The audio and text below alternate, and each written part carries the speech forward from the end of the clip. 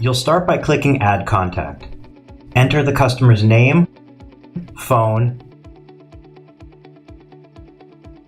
email,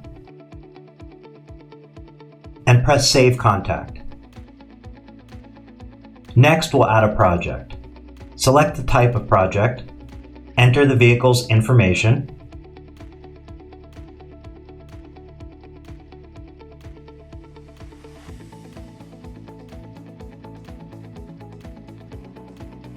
and click Create Project. Let's schedule the installation. Click Schedule Event, select the day, time, and length of the appointment, assign the appointment to an installer, and click Confirm and Submit. You'll now see your appointment in the project overview, as well as on your calendar.